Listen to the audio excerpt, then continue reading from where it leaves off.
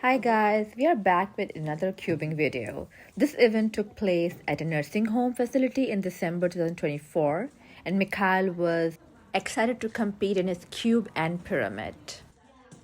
Here he is competing for his cube. This is first round, so he's quite into it.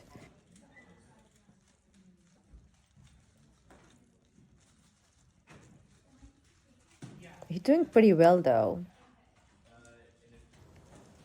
He's trying his best to beat his previous record, but sometimes, it's just hard. You don't know what parodies you get. He did not get what he aimed for. So the disappointment is on his face, but it's okay. What made this event extra special was Mikhail's father sharing the cube with the older generation. They were so thrilled to learn about it.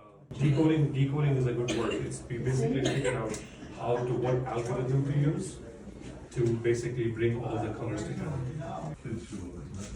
Yeah, it's like second nature.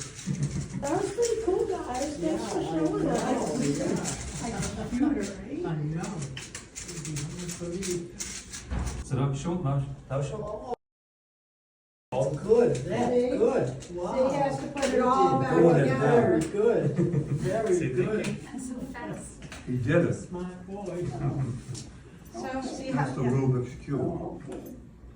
And that's something. Guess what? I got a DNF first skill. That's okay. Okay, that's fine. I mistakenly put it down. You thought you were done, but you were not done. There was one off. Yeah. I saw that's okay. That happened. It's supposed to actually be a plus two. I think it's just like.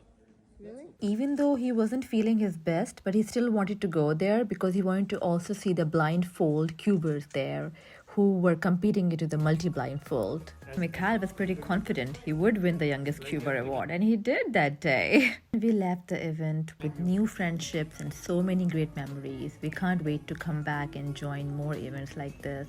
Stay tuned for more videos. Thank you.